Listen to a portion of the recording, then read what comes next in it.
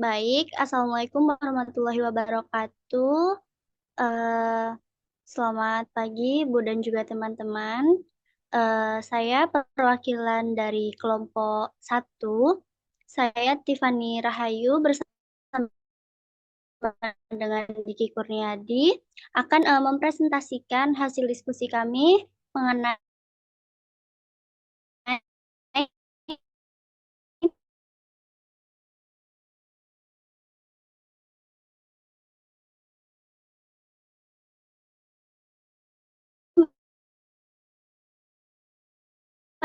mengenai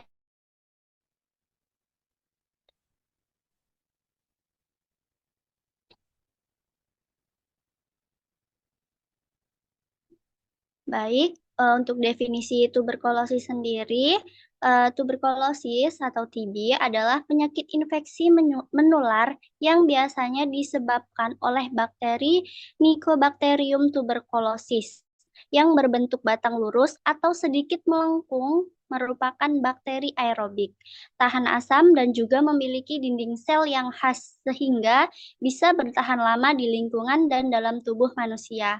Nah, terdapat dua jenis TB yang menyerang jaringan paru-paru yang disebut dengan TB paru, namun juga dapat menyerang organ lain yang disebut tuberkulosis ekstraparu.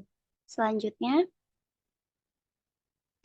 nah untuk cara penyebarannya dapat terjadi melalui udara ketika penderita aktif batuk, bersin-bersin, atau berbicara sehingga mengeluarkan droplet atau percikan dahak yang mengandung bakteri tuberkulosis. Nah, droplet ini bisa bertahan di udara selama beberapa jam dan apabila terhirup oleh orang lain, bakteri tersebut dapat masuk ke saluran pernafasan sehingga menyebabkan infeksi. Selanjutnya, untuk epidemiologinya, tuberkulosis paru muncul dari interaksi kompleks antara bakteri Mycobacterium tuberculosis, kondisi individu, dan juga faktor lingkungan. Kerentanan individu terhadap tuberkulosis ini dipengaruhi oleh sistem imun, usia, indeks massa tubuh atau IMT, dan juga status sosial ekonomi. Nah, TB paru yang menyerang usia produktif dapat menurunkan produktivitas dan berdampak pada kondisi ekonomi keluarga. Faktor lingkungan seperti kepadatan pemukiman, ventilasi yang buruk, kurang pencahayaan, dan kelembaban tinggi meningkatkan resiko penularan. Nah, untuk mengendalikan tuberkulosis paru ini yang lebih efektif, perlu dengan penguatan sistem informasi dan juga pemanfaatan analisis spesial untuk memetakan sebaran kasus, mengidentifikasi pola, serta mendukung intervensi yang lebih terarah. Selanjutnya, untuk surveillance dan testing, surveillance tuberkulosis meliputi pengumpulan, analisis, dan juga interpretasi data penyakit secara sistematis, yang hasilnya ini digunakan untuk mengurangi angka kesakitan dan juga kematian akibat tuberkulosis. Nah, surveillance ini dilakukan melalui dua metode. Yang pertama dengan pemantauan berkala atau secara rutin, dan pemantauan tidak teratur atau normal dan kontrol. Pemilihan metode bergantung pada tingkat epidemi, efektivitas program pengendalian TB, serta ketersediaan sumber daya pada saat ini. WHO merekomendasikan penggunaan tes cepat molekuler atau TCM, yaitu uji PCR otomatis untuk mendeteksi Mycobacterium tuberculosis dan resistensinya terhadap rifampicin. Nah, TCM ini menjadi alat diagnosis utama tuberkulosis di Indonesia karena cepat, akurat, dan dapat digunakan spesimen dahak maupun non-dahak. Selanjutnya, untuk tingkat keparahan penyakit, yang pertama untuk grade 1 atau tuberkulosis ringan, batuk kurang dari 2 minggu tanpa demam berat atau penurunan berat badan, nafsu makan baik. Untuk skor PHQ atau Patient Health Questionnaire, yaitu menilai derajat keparahan depresi melalui kuesioner. normal 0 sampai 4. Nah, perawatan rawat jalan cukup fokus pada edukasi dan juga pemantauan rutin. Untuk yang grade 2 atau tuberkulosis sedang, batuk kurang lebih 2 minggu, demam ringan, penurunan berat badan ringan, sedang, nafsu makan menurun. Untuk skor kuesionernya 5 sampai 9 dengan gangguan psikologis ringan, ini diperlukan pemantauan ketat dan juga dukungan emosional. Untuk grade yang ketiga atau TB berat, batuk kronik memburuk, demam tinggi, penurunan berat badan yang drastis atau signifikan, gejala sesak, dan resiko komplikasi. Untuk skor kuesionernya kurang lebih 10, menunjukkan depresi sehingga berat, membutuhkan pendekatan multidisiplin, kemungkinan rawat inap, dan juga dukungan kesehatan jiwa. Dan untuk selanjutnya dilakukan oleh teman saya, Diki Kurniadi. Untuk yang selanjutnya ada manajemen penata laksanaan. Penata laksanaan yang pertama ada batuk efektif. Dengan intervensinya posisikan semi fowler atau fowler. Lalu latihan nafas dalam dengan selama tarik nafas 4 detik, tahan 2 detik, dan keluarkan 8 detik.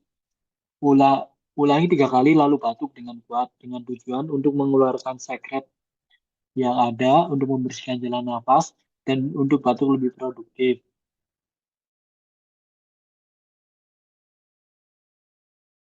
Identifikasi makanan favorit, oral hygiene sebelum makan, makanan tinggi kalori atau protein, dan suplemen dengan tujuan nafsu makan meningkat, berat badannya naik, dan IMT-nya membaik.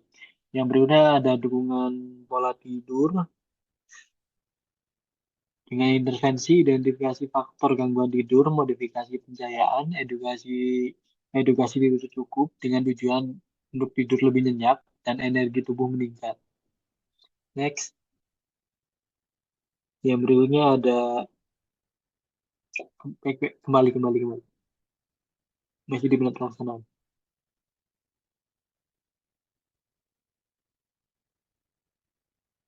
Kembali, Rin.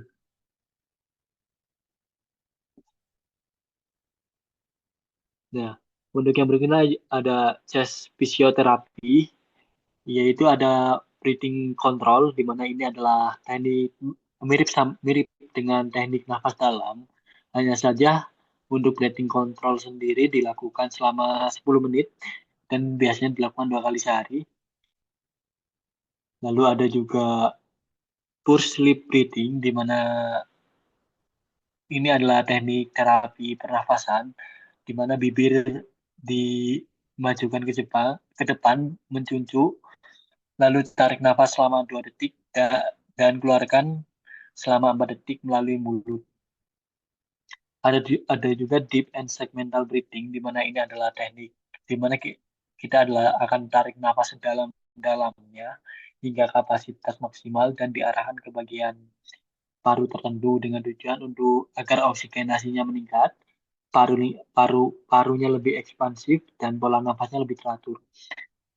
Yang berikutnya ada mobilisasi toraks dengan latihan mobilisasi dada dan koreksi postur dengan tujuan untuk dada simetris dan spesimen otot bantu nafas berkurang. Yang terakhir ada latihan fisik tambahan seperti latihan gerak aktif atas atau bawah, ada juga strengthening otot, ada juga endurance training dengan tujuan untuk meningkatkan kekuatan otot dan memandirikan dalam aktivitas sehari-hari.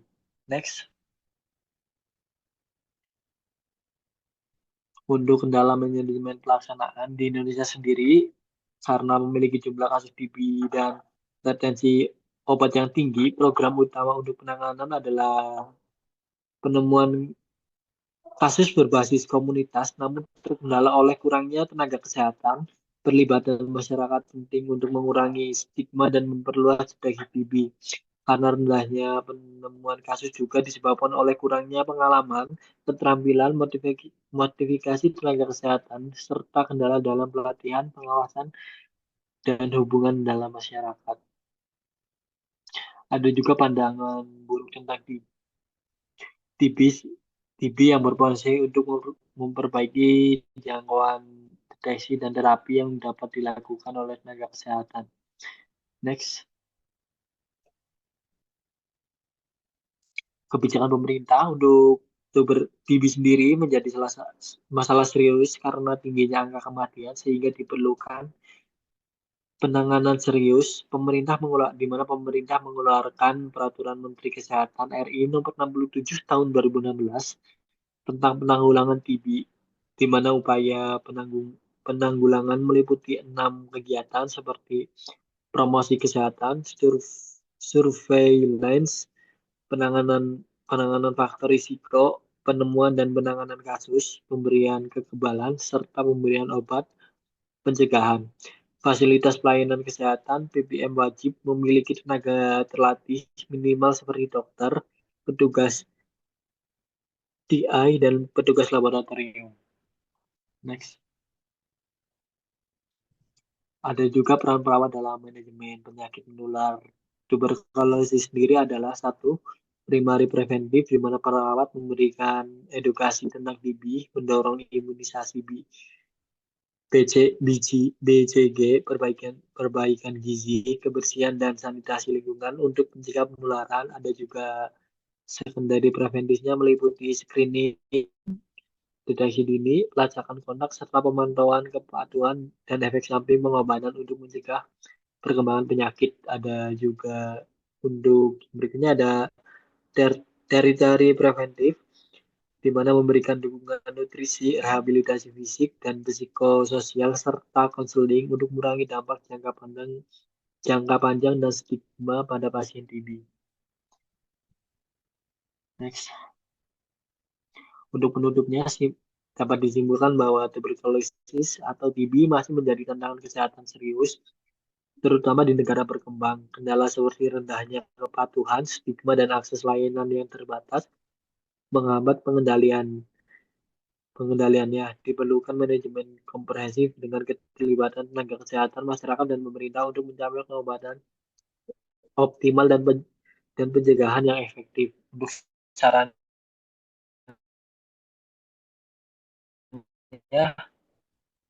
perlu peningkatan kesadaran, maka penguatan layanan kesehatan yang mudah diakses. Tenaga medis harus dibekali pelatihan untuk deteksi dan penanganan yang tepat. Pemerintah perlu juga menjamin ketersediaan obat, memanfaatkan teknologi informasi, dan mendorong pendekatan berbasis komunitas untuk mendukung pasien menyelesaikan pengobatannya. Next.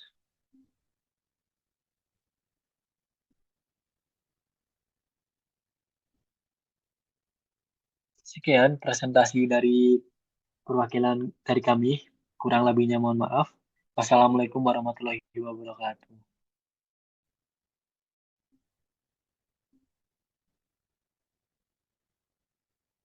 Waalaikumsalam warahmatullahi wabarakatuh.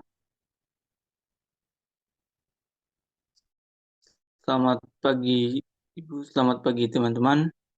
Kali ini kami akan mempresentasikan hasil kerja kelompok kami. Kami dari perwakilan kelompok 2 atas nama Arindi Dwi Fazia dan Leonardo Sandra Purnama.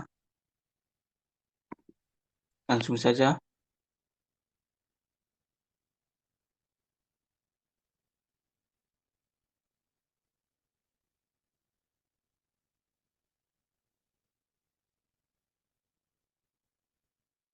Untuk latar belakangnya, penyakit menular merupakan salah satu tantangan berat dalam bidang kesehatan masyarakat, baik di tingkat nasional maupun di global. Di antara berbagai penyakit menular yang ada, kuman imunodefensi virus atau HIV dan acquired immunodeficiency syndrome atau AIDS menjadi perhatian utama karena tingkat penyakit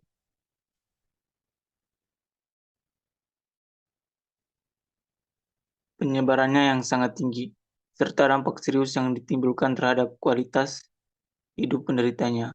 HIV merupakan virus yang menyerang sistem kekebalan tubuh manusia, sedangkan AIDS adalah tahapan akhir dari infeksi HIV yang ditandai dengan menurunnya daya tahan tubuh secara drastis. Selanjutnya,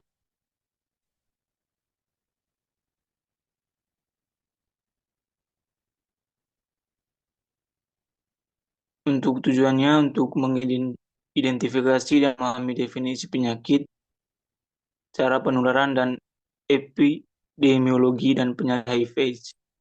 Yang kedua, menjelaskan sistem surveillance dan metode tentang HIV. Yang ketiga, menganalisis tingkat keparahan penyakit HIV. Yang keempat, menjelaskan manajemen penata laksanaan atau terapi pengobatan dalam penata laksanaan manajemen penata laksanaan HIV/AIDS. Yang keenam, mengevaluasi program dan kebijakan pemerintah yang berkaitan dengan penanggulangan HIV/AIDS. Yang ketujuh, menjelaskan peran perawat dalam upaya pencegahan primer, sekunder, dan tersier tentang HIV/AIDS. Selanjutnya,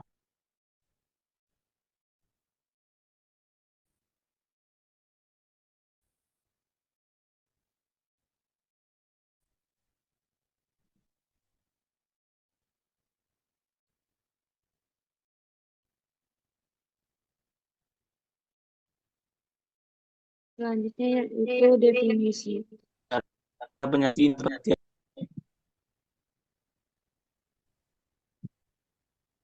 AIDS adalah sekumpulan gejala penyakit yang disebabkan oleh virus HIV/AIDS atau human yang menular dan mematikan. Virus tersebut dapat merusak sistem imun manusia dengan turunnya dalam tubuh sehingga mudah terkena dan HIV/AIDS merupakan virus yang menginfeksi sel sistem imun tubuh serta menghancurkan dan merusak fungsinya. Infeksi HIV/AIDS menyebabkan kerusakan progresif sistem imun tubuh sehingga dapat menyebabkan AIDS. Seperti yang sudah diketahui, infeksi HIV. Oke, baik, kita langsung ke definisi. HIV/AIDS adalah suatu penyakit penyebab kematian di berbagai negara, di mana penyakit ini memerlukan perhatian sangat serius. AIDS adalah sekumpulan penyakit disebabkan oleh virus HIV/AIDS yang menular dan mematikan. Virus tersebut dapat merusak sistem imun manusia dengan turunan atau hilangnya daya tahan tubuh manusia sehingga mudah terkena dan meninggal karena penyakit infeksi, kanker dan lain sebagainya. HIV/AIDS merupakan virus yang dapat menginfeksi sel sistem imun tubuh serta menghancurkan dan merusak fungsinya. Infeksi HIV/AIDS menyebabkan kerusakan progresif sehingga imun tubuh dapat menyebabkan AIDS. Seperti yang sudah diketahui, infeksi HIV/AIDS merupakan penyakit kronis yang dikendalikan dengan obat ARV seumur hidup. Maka itu diperlukan layanan yang mudah dijangkau untuk memudahkan pasien dalam pengobatan. Selanjutnya,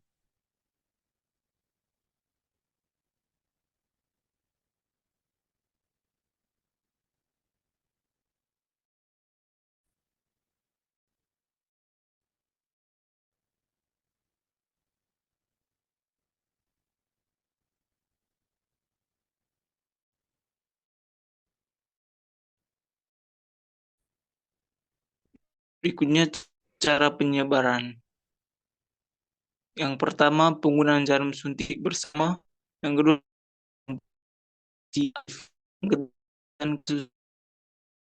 pada ibu kurang eduksi. Selanjutnya,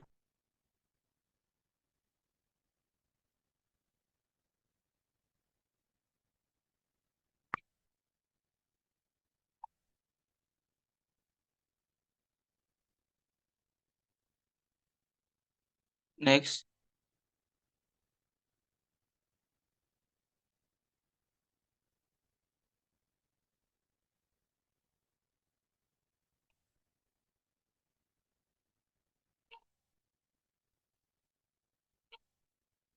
yang ketiga, epidemiologi.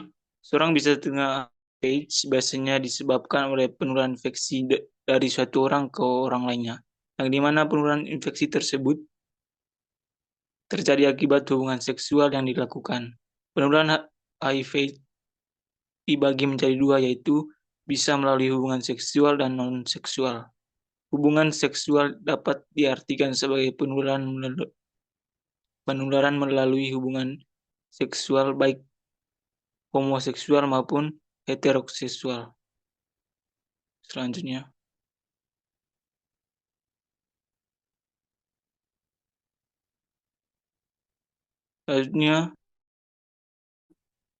surveillance dan testing. Yang pertama, input sumber daya manusia, yang kedua mesin, yang ketiga money, yang ketiga material. Yang kedua, proses pengumpulan data, pengolahan dan analisis data. Yang ketiga, output, laporan dan informasi epidemiologi. Yang keempat, atribut, simplicity, flexibility, accessibility, representative timelines, dan quality stability. Selanjutnya,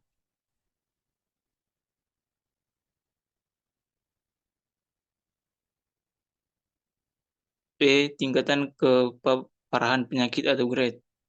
Yang pertama, stadium 1, tanpa gejala atau asimptomatik. Yang kedua, stadium 2, gejala ringan, berat badan turun, infeksi ringan. Stadium 3, gejala berat, diare kronis, TB, anemia. Stadium 4, AIDS, infeksi opportunistic, kanker, komplikasi berat. Selanjutnya,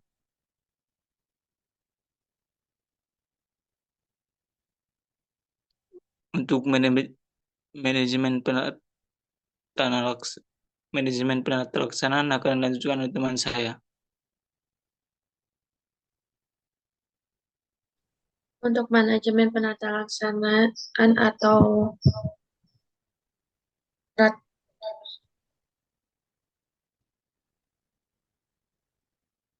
yaitu penata laksanaan HIV pada saat ini dengan segala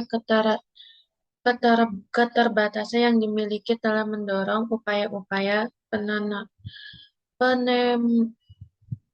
penemuan obat baru melalui berbagai pendekatan dapat ditransmisikan melalui cairan tubuh dari orang yang telah terinfeksi sebelumnya, termasuk melalui darah, air susu ibu atau ASI, cairan semen maupun sekresi dari vagina saat berhubungan seksual atau dari ibu ke bayinya selama proses kehamilan ataupun saat kelahiran. HIV sendiri secara spesifik menyerang limfosit CD4+ melalui interaksi dengan CD4 dan reseptor kemokin yang diekspresikan yaitu C-3, Ceonkenia respond type 5 atau CCR5. Terutama sel T memori HIV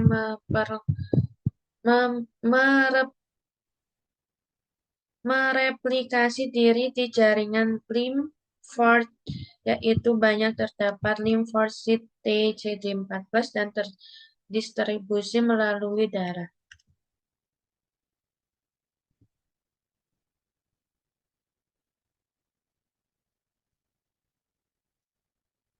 Kendala manajemen penata laksana. HIV tergantung pada stadium penyakit dan setiap infeksi oportunistik yang terjadi secara umum. Tujuan pengobatan adalah untuk mencegah sistem imun tubuh memburuk ke titik di mana infeksi oportunistik akan bermunculan sindrom pulih imun atau imun reconstitution, inflammatory syndrome IS yang dapat muncul setelah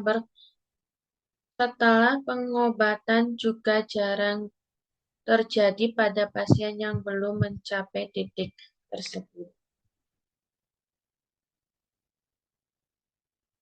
Selanjutnya, program atau kebijakan pemerintah berkenaan dengan penyakit.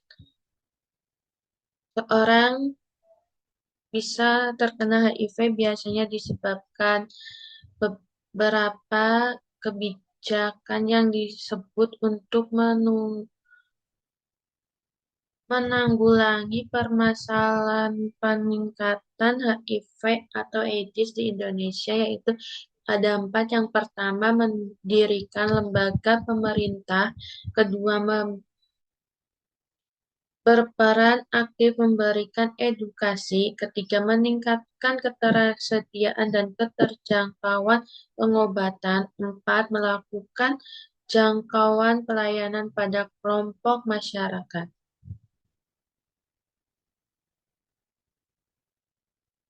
Peran perawat memiliki peran penting dalam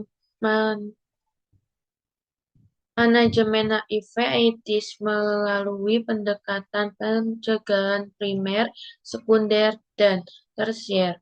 Pada pencegahan primer, perawat berperan dalam memberikan edukasi kepada masyarakat mengenai cara penularan dan pencegahan HIV seperti penggunaan kondom, tidak berbagi jarum suntik, serta pentingnya melakukan tes HIV secara berkala. Edukasi ini juga mencakup upaya mengurangi stigma dan diskriminasi yang sering menjadi hambatan utama dalam penanggulangan HIV atau AIDS. Pada tingkat sekunder, perawat berperan dalam mendeteksi lebih dini dan mencegah progresivitas penyakit melalui pemantauan terhadap kepatuhan pasien dalam menjalani terapi antiretroviral atau ARV. Kesimpulannya, AIDS adalah sekumpulan gejala penyakit disebabkan oleh virus HIV yang menular dan mematikan. Virus tersebut dapat merusak sistem imun manusia dengan turunnya atau hilangnya daya tahan tubuh, sehingga mudah terkena dan meninggal karena penyakit infeksi, kanker, dan lain sebagainya. Penyebaran dapat melalui penggunaan jarum suntik bersama kelompok-kelompok berisiko tinggi seperti pekerja komersial lelaki, seks dengan lelaki atau LSL, dan waria, hubungan seksual tanpa kondom dan faktor sosial. Sarannya ada 3, yaitu yang pertama, diharapkan setiap individu mampu mengetahui dan memahami terkait definisi cara penularan dan epidemiologi dari penyakit HIV atau AIDS sehingga dapat melakukan pencegahan agar terhindar dari penyakit ini. Kedua, diharapkan tenaga kesehatan khusus perawat mampu menjelaskan terkait penata laksana secara media pada pasien HIV. Ketiga, penggunaan kolaborasi antara perawat dengan profesi kesehatan lain serta keluarga pasien juga penting dilakukan agar penanganan masalah HIV atau AIDS teratasi dengan baik.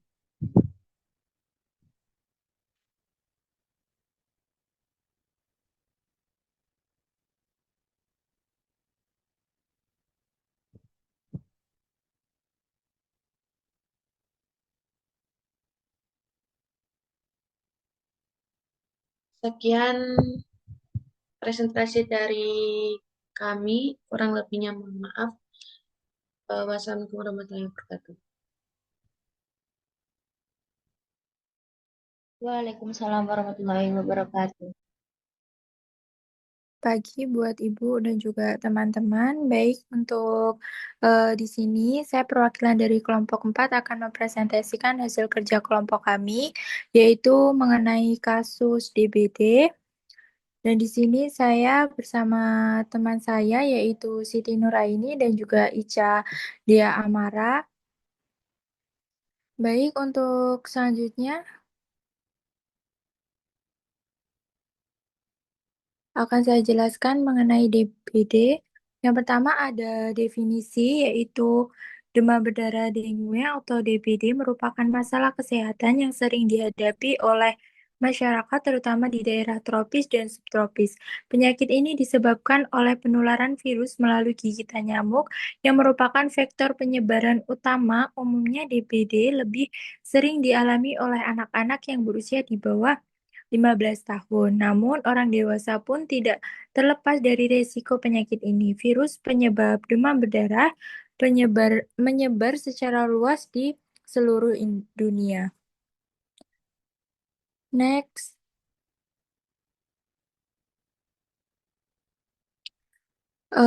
Baik, selanjutnya di sini ada cara penyebarannya.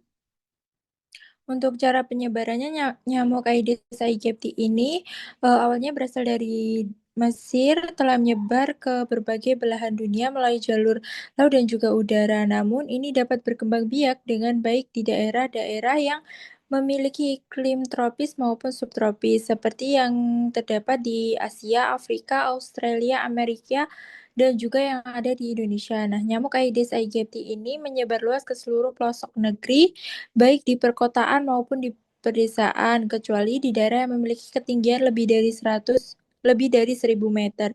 Nah, untuk cara penyebaran ini melalui dengan gigitan nyamuk Aedes aegypti yang dimana merupakan terdapat virus maupun infeksi demam berdarah sewaktu digigit maupun menghisap darah. Baik, untuk selanjutnya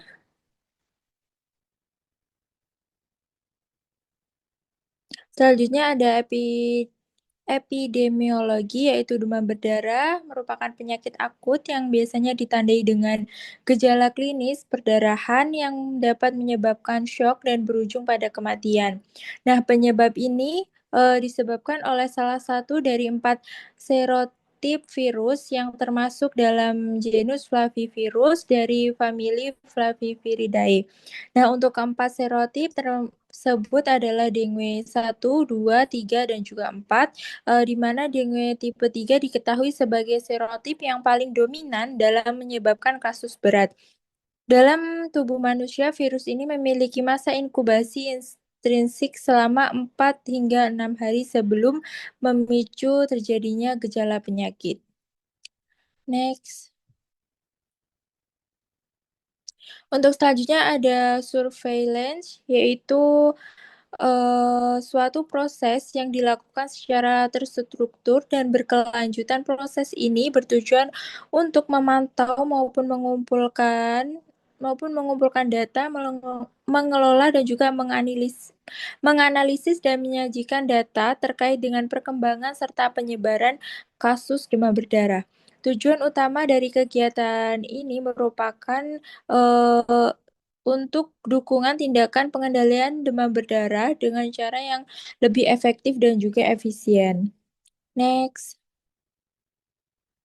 Nah, selanjutnya ada testing di mana di sini ada 3, yaitu hematologi, serologi, dan juga ada asam nukleat, pemeriksaan asam nukleat. Nah, yang pertama ada hematologi. Di sini ada pemeriksaan trombosit, leukosit, ada juga pemeriksaan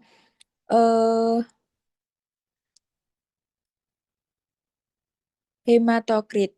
Selanjutnya, yang kedua ada pemeriksaan serologi, yang di mana pemeriksaan ini terdapat yaitu untuk mendeteksi antibodi yang didiagnosa karena infeksi dengue, yaitu melalui HI atau hemagglutination inhibition, ada juga complementation atau CF, neutralization test atau NT, IgM atau capture enzyme linked immunosorbit assay atau MAC ELISA. Dan yang terakhir ada pemeriksaan asam nukleat. Di sini menggunakan pemeriksaan RT atau PCR untuk mendeteksi virus dengue dengan tingkat spesifitas dan juga sensitivitas yang lebih baik dibandingkan dengan metode isolasi virus. Next. Baik, di sini ada tingkat keparahan DBD dapat diklasifikasikan berdasarkan gejala klinis dan juga hasil pemeriksaan mengikuti pedoman dari WHO. Terdapat 4 derajat keparahan untuk DBD. Yang pertama yaitu ada demam dengue atau merupakan bentuk yang paling ringan yang ditandai dengan demam dan juga gejala yang non spesifik seperti sakit kepala, nyeri, dan juga nyeri otot. Yang kedua ada DBD derajat 1 yang ditandai dengan pendarahan ringan, misalnya seperti pendarahan gusi dan juga trombositopenia maupun penurunan jumlah trombosit. Yang ketiga ada DBD derajat 2 yang dimana menunjukkan pendarahan yang lebih signifikan seperti hematemesis maupun muntah darah, melena atau tinja hitam, dan juga kebocoran plasma yang terlihat dengan peningkatan hematokrit serta penumpukan cairan, misalnya efusi pleura dan juga asites. Yang terakhir ada demam berdarah berat atau DSS termasuk shock maupun hipotensi, pendarahan hebat atau kegagalan organ akibat kebocoran plasma, dan juga meningkatkan permeabilitas vaskuler. Baik, next. Selanjutnya akan dilanjutkan oleh teman saya.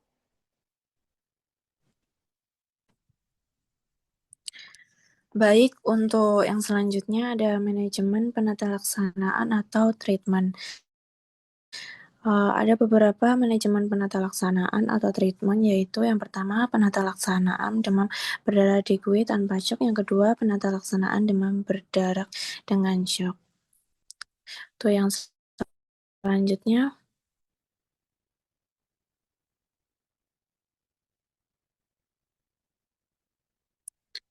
kendala manajemen penata laksanaan. Kendala manajemen penata laksanaan kasus DBD ada beberapa kendala, yaitu yang pertama keterbatasan sumber daya manusia SDM, yang kedua keterbatasan pendanaan dan sarana prasarana, yang ketiga kurangnya kesadaran dan partisipasi masyarakat, yang keempat koordinasi atau komunikasi dalam menyampaikan informasi, yang kelima kurangnya SOP yang mengatur secara rinci. Untuk yang selanjutnya, program atau kebijakan pemerintah berkenan dengan penyakit. Pemerintah telah meluncurkan serangkaian strategi untuk mengatasi kasus demam berdarah dengue DBD. Salah satu strategi utama yang diimplementasikan adalah program 3M Plus yang terdiri dari beberapa kegiatan: menguras, menutup, dan memanfaatkan kembali.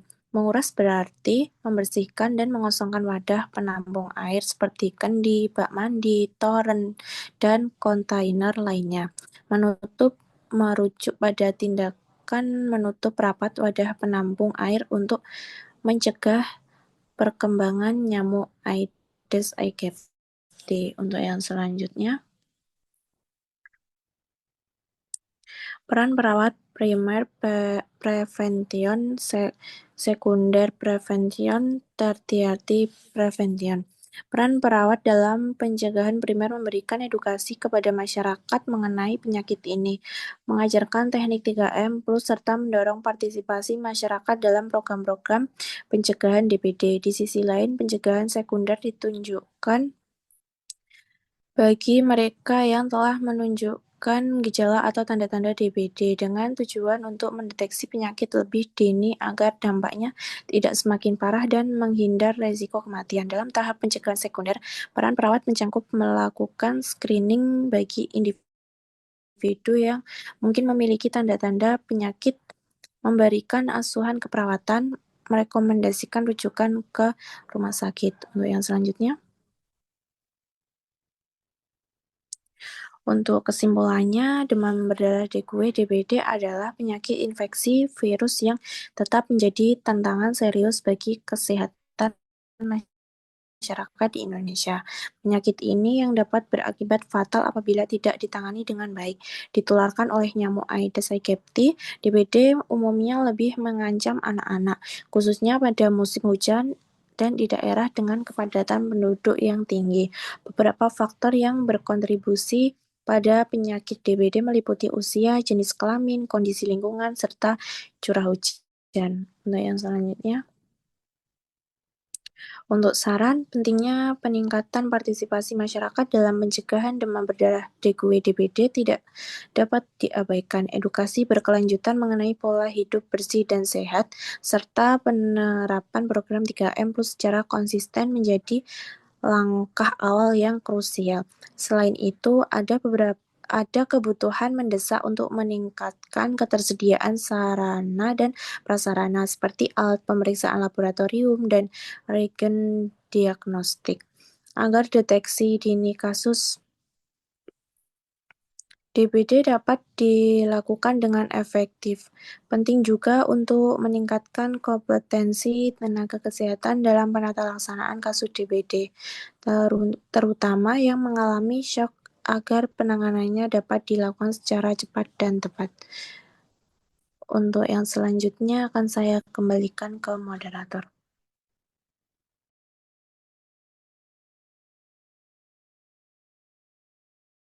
Baik, terima kasih untuk teman-teman dan Ibu. Sekian presentasi dari kami. Saya akhiri. Wassalamualaikum warahmatullahi wabarakatuh.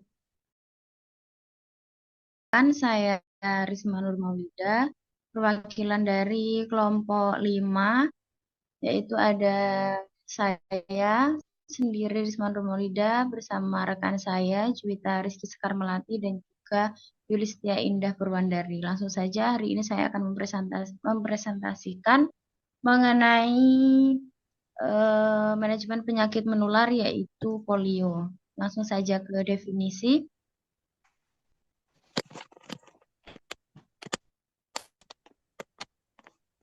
Baik, untuk definisi sendiri, polio atau poliomielitis yaitu merupakan penyakit yang disebabkan oleh virus polio yang berasal dari genus Enterovirus dan famili Picomaviridae. Nah, di mana virus ini dapat menular melalui feses, sekret tenggorokan seseorang yang terinfeksi. Virus ini dapat berkembang biak di usus dan tenggorokan selama kurang lebih itu 4-35 hari dan akan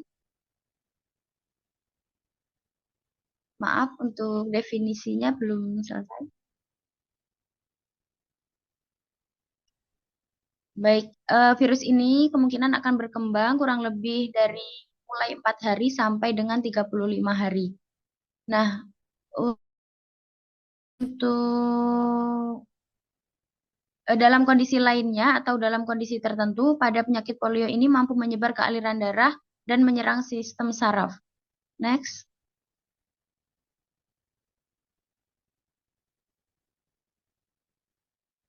Untuk cara penyebarannya sendiri, dalam penyakit polio ini ada dua cara penyebaran. Yang pertama ada jalur fekal dan oral, di mana jalur fekal dan oral ini melalui makanan yang dikonsumsi, dan makanan tersebut itu terkontaminasi oleh tinja seseorang yang terinfeksi penyakit polio. Kemudian yang kedua ada melalui oral ke oral, di mana seseorang berbicara, kemudian terkena liur seseorang yang terinfeksi, maka dia akan tertular penyakit polio. Next.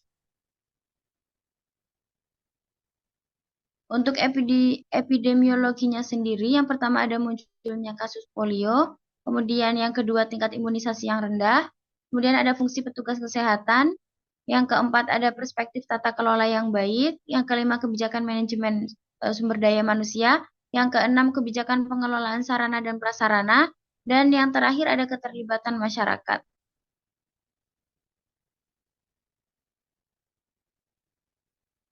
Untuk selanjutnya akan dilanjutkan oleh rekan saya, silakan. Baik, selanjutnya ada surveillance dan testing. Surveillance dan pengujian polio merupakan komponen krusial dalam upaya penghapusan polio di Indonesia. Surveillance adalah suatu proses pengumpulan, pengolahan, analisis, dan interpretasi dalam secara sistematis dan terus-menerus untuk memantau dan mengendalikan penyakit. Dalam hal ini, polio surveillance AFP, kelumpuhan layut akut, dilakukan untuk mendeteksi kasus polio pada anak di bawah usia 15 tahun, dengan tujuan memastikan tidak ada penyebaran virus polio liar dan mempertahankan status Indonesia bebas polio.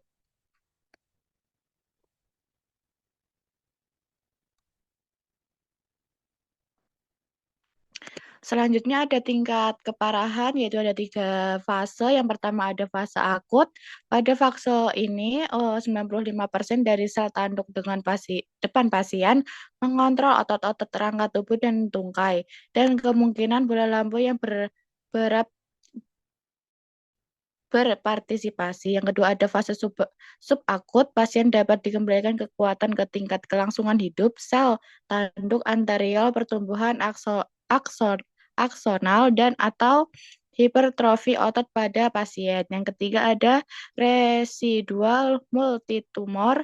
Ini adalah fase yang terjadi sekitar 16-2 bulan setelah infeksi awal. Jika kehilangan fungsi tubuh dapat ditentukan di tengah proses ortopedi atau pendukung yang sedang berlangsung. Ini adalah ketika prosedur ortopedi dianggap mengembalikan fungsi yang dihilangkan dan stabilitas struktural.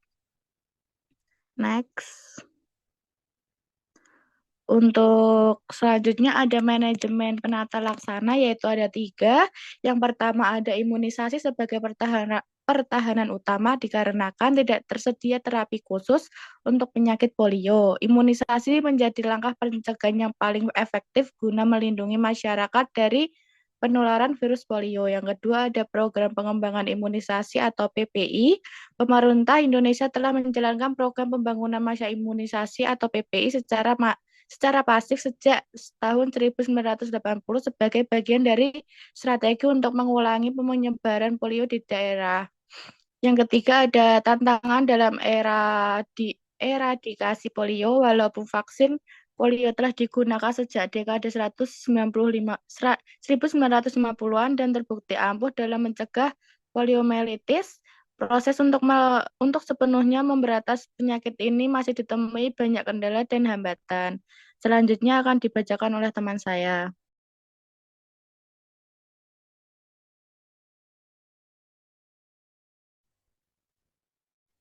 Yang selanjutnya adalah kendala manajemen penata laksanaan. Untuk yang pertama adalah pembagian imunisasi yang tidak merata. Beberapa daerah di Indonesia, khususnya yang terpencil atau sulit dijangkau, belum memperoleh layanan. Selanjutnya adalah minim pengetahuan dan kepedulian pada publik. Sebagian masyarakat masih kurang memahami pentingnya vaksinasi, bahkan menolak karena pengaruh biaya, budaya, keyakinan, dan informasi yang keliru atau didapat. Yang ketiga adalah kendala sarana dan infrastruktur kesehatan, terbatasnya fasilitas seperti penyimpanan vaksin dan distribusi ke wilayah pelosok hingga dapat menghambat efektivitas imunisasi. Yang selanjutnya adalah kurangnya tenaga medis.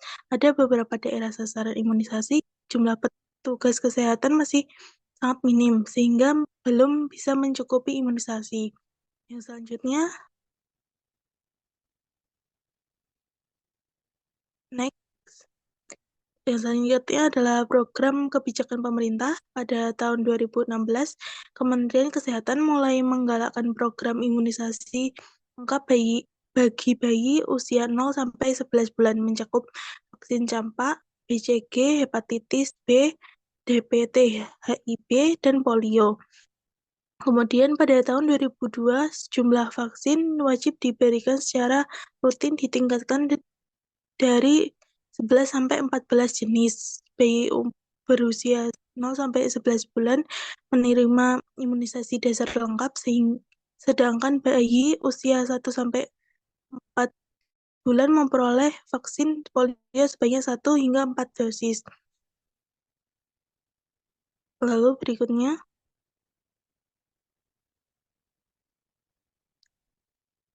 peran perawat. Yang pertama adalah peran primer, yaitu edukasi dan promosi kesehatan tentang polio, meningkatkan kesadaran kepedulian masyarakat dalam menjaga kesehatan, surveillance AFP, akut flaccid paralysis.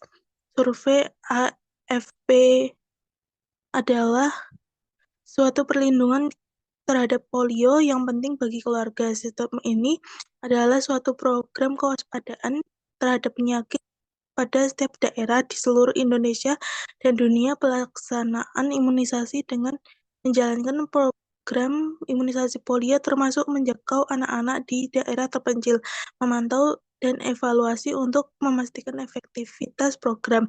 Yang kedua adalah sekunder, menaklukkan isolasi rumah sakit untuk penderita yang disebabkan oleh virus liar. Isolasi di lingkungan rumah tangga kurang bermanfaat karena banyak anggota keluarga yang sudah terinfeksi sebelum poliomyelitis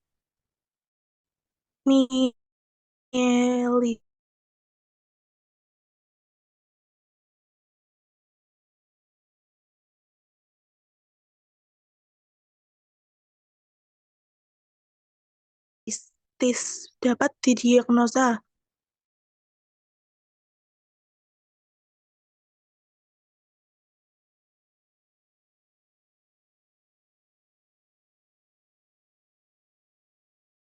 Baik penderita yang membutuhkan bantuan alat pernafasan. Yang selanjutnya adalah tersier, perawatan rehabilitatif dengan pemberian terapi fisik, peningkatan fungsi motorik pasien, fisioterapi yang bermanfaat untuk memulihkan fungsi tubuh setelah mengalami kelumpuhan akibat poliomyelitis dan dapat mencegah terjadinya deformitas yang biasanya muncul belakangan. Memberikan dukungan psikolog sosial untuk membantu pasien dan keluarga dalam menyesuaikan diri dengan kondisi pasca polio.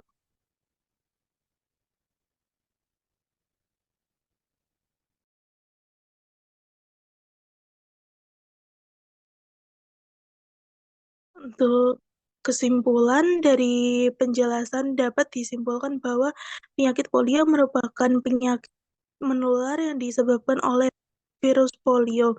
Cara penularan penyakit polio yaitu dapat melalui makanan yang terkontaminasi dengan tinja seseorang yang terinfeksi atau oral fekal dan juga dapat melalui kontak langsung dan terkendala terkena air liur atau sekresi seorang yang terinfeksi atau oral. Beberapa kendala manajemen penata laksanaan penyakit polio diantaranya pembagian imunisasi tidak merata, minimnya pengetahuan dan kepedulian pada publik, kendala sarana kesehatan, hingga kurangnya tenaga medis di wilayah tertentu.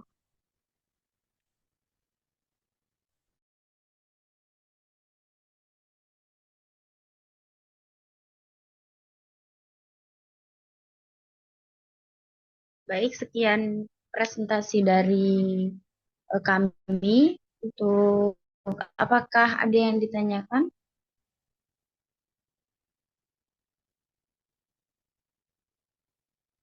Baik, jika tidak ada, mungkin langsung saja lanjut. Teman sekalian, baik perkenalkan saya Putri Mukofifa selaku perwakilan dari kelompok 3 yang akan mempresentasikan tentang manajemen penyakit menular pada kasus ISPA. Nah, baik kita mulai langsung saja ke definisinya.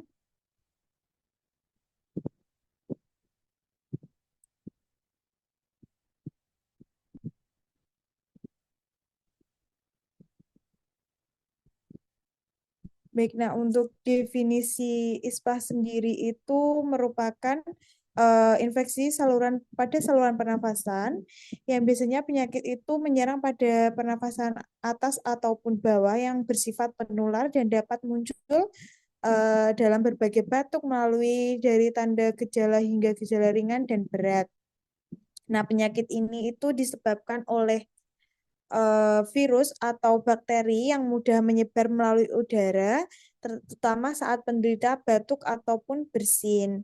Nah, penyakit ISPA juga dapat berkembang menjadi infeksi kronis jika tidak ditangani dengan baik dan menyebabkan komplikasi. Untuk selanjutnya,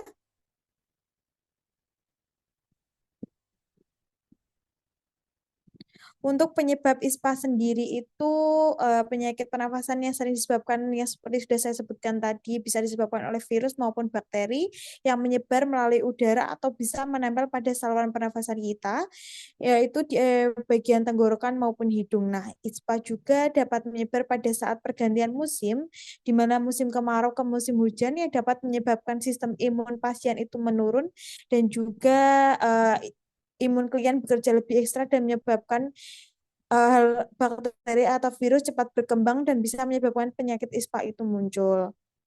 Nah, lebih tepatnya jika seseorang berkontak langsung dengan penyakit ISPA juga bisa menularkan lewat air liurnya maupun bersin atau mungkin batuk. Untuk selanjutnya, untuk epidemiologinya sendiri, ISPA itu mengakibatkan sekitar 4 juta kematian setiap tahun pada bayi, anak-anak maupun lansia sebagai kelompok yang paling beresiko terkena penyakit ISPA tersebut. Nah, di negara yang berkembang, penyakit ISPA itu biasanya menyerang pada 45% bayi di bawah usia 6 bulan dan menjadi penyebab utama kematian. Nah, di Indonesia penyebaran ISPA yang terjadi pada anak-anak di bawah 5 tahun tercatat sebesar 12,8% pada tahun 2019 dan pada tahun 2019 sebanyak 7.639.507 kasus dengan 53% kasus terjadi pada anak-anak di bawah usia 5 tahun. Untuk yang selanjutnya,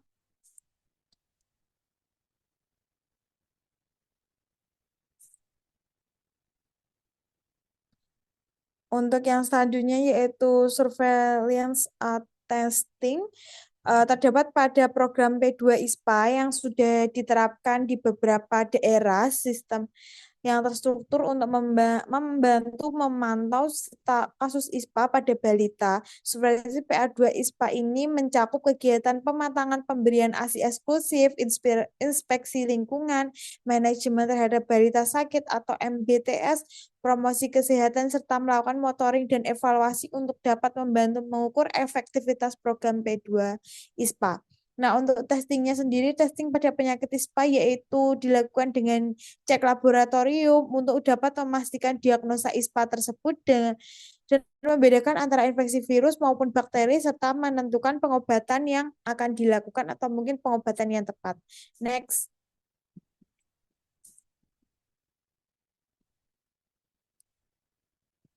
Untuk tingkat keparahan ISPA sendiri dibagi menjadi 3, yaitu ISPA ringan, ISPA sedang, dan juga ISPA berat.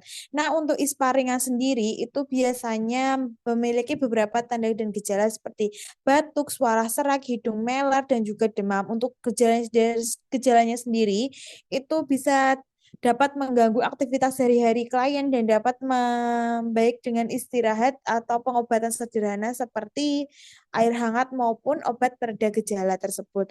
Nah, kalau untuk ISPA sedang itu biasanya seperti frekuensi nafas lebih cepat, lebih dari 50 kali per menit, suhu tubuh melebihi 39 derajat Celcius, terus tenggorokan tampak memerah, munculnya bercak merah di kulit, nyeri di telinga atau keluar nanah, dari lubang telinga, suara nafas terdengar mengorok, dan juga nafas bunyi yang terjadi karena penyempitan saluran pernafasan, dan juga bisa menyebabkan sesak nafas. Nah, kalau untuk ISPA berat, itu untuk tanda dan gejalanya itu seperti bibir atau kulit tampak kebiruan, menandakan kadar oksigen dalam darah telah menurun.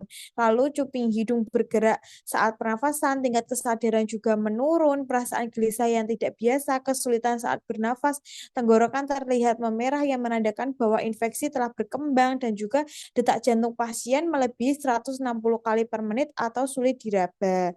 Lalu next untuk selanjutnya.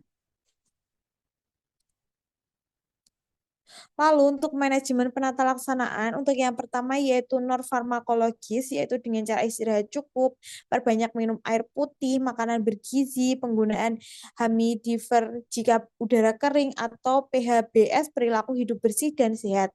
Lalu untuk farmakologinya, untuk yang pertama yaitu simptomatik, yaitu penggunaan antipiretik atau paracetamol, antihistamin jika ada alergi, dekogestan untuk hidung tersumbat. Lalu untuk yang B yaitu antibiotik hanya bila dicurigai jika pasien mendapati infeksi bakteri misalnya pneumonia atau mungkin otitis media supuratif atau faringitis streptococcus. Nah, untuk selanjutnya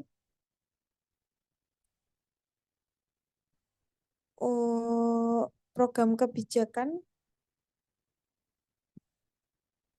Sebentar. Untuk selanjutnya yaitu program atau kebijakan pemerintah. Nah, yang pertama yaitu pendekatan terapi manajemen balita sakit atau PTMBS, yaitu diterapkan di fasilitas kesehatan primer. Fokus utama adalah deteksi dini, diagnosa akurat, dan juga penata laksanaan sesuai standar pada balita yang mengalami penyakit ISPA tersebut. Nah, untuk yang kedua yaitu program imunisasi dasar, yaitu vaksinasi merupakan salah satu upaya yang dapat dilakukan untuk dapat membantu mencegah pemperburukan ISPA pada balita. Lalu yang tiga, edukasi dan juga penyuluhan masyarakat, yaitu melalui program dari Posyandu ataupun Puskesmas untuk dapat mengurangi pencegahan penyakit ISPA, untuk dapat mengurangi penyebaran penyakit ISPA tersebut. Lalu untuk yang keempat yaitu pengendalian polusi udara dalam luar ruangan, yaitu dengan cara kita tidak menggunakan penggunaan LPG untuk memasak, menurunkan, dan juga membakar-bakar barang-barang atau mungkin bersih-bersih yang menyebabkan polusi udara itu muncul. Lalu untuk selanjutnya yaitu pemantauan dan surveilisasi penyakit, yaitu dengan juga meninjau kejadian ISPA pneumonia berdasarkan data yang telah dikumpulkan. Selanjutnya akan dilakukan identifikasi untuk mengetahui daerah dengan angka kejadian kematian tertinggi dan juga menyusun intervensi yang spesifik. Lalu untuk selanjutnya yaitu program sanitasi total berbasis masyarakat atau PSTBM, yaitu dengan cara dikaitkan dengan saintis yang buruk melalui program PTBS penerimaan memfasilitasi akses air bersih dan juga sanitasi dan layak bagi pencegahan penyakit menular termasuk ISPA. Lalu untuk yang selanjutnya, untuk yang selanjutnya yaitu peran perawat dari mulai perawat primer, sekunder, tersier. Untuk yang pertama yaitu upaya pencegahan primer, yaitu dengan cara pemberian edukasi atau mungkin pemberian edukasi di masyarakat atau di lingkungan tentang cara pencegahan kebersihan lingkungan, kebersihan diri, pola makan, dan juga dapat meningkatkan daya tahan tubuh. Lalu untuk yang kedua yaitu pencegahan khusus, yaitu dengan perawatan melakukan imunisasi terhadap penyakit ISPA tersebut atau mungkin pneumonia pada anak-anak. Lalu untuk yang kedua yaitu pencegahan sekunder, yaitu yang pertama bisa menggunakan screening dini atau masalah kesehatan masyarakat dengan cara rutin mendeteksi gejala ISPA pada tahap awal, memberikan diagnosa yang tepat, dan juga mereka juga melakukan pemeriksaan laboratorium untuk dapat mengidentifikasi penyebab ISPA tersebut. Lalu untuk selanjutnya yaitu yang kedua yaitu pengobatan dengan cara perawat memberikan pengobatan yang sesuai dengan jenis dan tingkat keparahan ISPA. Lalu yang ketiga yaitu upaya pencegahan tersier, yaitu dengan yang pertama dengan rehabilitasi, perawat dapat membantu pasien ISPA untuk dapat pemulihan kembali setelah mengalami infeksi. Lalu pencegahan komplikasi, yaitu perawat memantau pasien ISPA untuk dapat mencegah terjadinya komplikasi seperti pneumonia, gagal nafas, dan sepsis. Yang ketiga yaitu meningkatkan kualitas hidup, yaitu perawat dan membantu ISPA untuk meningkatkan kualitas hidup mereka setelah mengalami infeksi, termasuk memberikan edukasi tentang pencegahan ISPA di masa depan. Lalu untuk selanjutnya, untuk simpulannya yaitu berdasarkan pada pembahasan yang sudah dijelaskan tadi tentang ISPA, merupakan suatu penyakit yang biasanya diderita oleh bayi maupun balita yang dipicu oleh beberapa faktor lingkungan yang tidak bersih, pernafasan asap rokok, dan juga lemahnya kesadaran akan perilaku hidup sehat. ISPA juga dapat menyebar sangat cepat, bisa melalui udara atau mungkin kontak yang tidak secara langsung kita kontak secara tidak langsung dengan penderita. Dan juga untuk pencegahan dan pengelolaan ISPA tidak hanya dilakukan melalui pemberian terapi medis dan juga tetapi juga perlu didukungkan dengan upaya promotif preventif seperti edukasi kesehatan, program imunisasi, serta perbaikan kualitas lingkungan. Lalu untuk surveillance dan yang efektif dengan manajemen kasus yang tetap menjadi kunci dalam menegakkan angka kejadian ISPA di masyarakat. Selain itu, peran tenaga kesehatan juga sangat penting dalam membantu pencegahan ISPA melalui dari pemberian edukasi masyarakat hingga rehabilitasi pasien. Lalu untuk selanjutnya, untuk sarannya yaitu diberikan upaya kolaboratif yang lebih intensif antara pemerintah dan juga tenaga kesehatan maupun masyarakat dalam upaya pencegahan dan juga penanggulangan ISPA. Dalam program pemberian edukasi tetap penting untuk dapat menjaga kebersihan lingkungan PHBS serta pengendalian polusi udara perlu lebih digencarkan dan disesuaikan dengan karakteristik lokal masyarakat. Selain itu juga penting untuk meningkatkan akses terhadap pelayanan kesehatan dasar termasuk imunisasi dan juga pemeriksaan rutin khususnya di daerah terpencil. Bagi mahasiswa dan tenaga medis penting untuk terus mengasah keterampilan dalam promosi kesehatan serta memperkuat peran edukator di masyarakat agar upaya pencegahan ISPA dapat berjalan lebih efektif dan berkelanjutan. Next. Baik, sekian presentasi dari saya. Apabila ada yang ditanyakan, bisa ditanyakan. Jika tidak ada, jadi saya tutup untuk presentasi hari ini. Wassalamualaikum warahmatullahi wabarakatuh.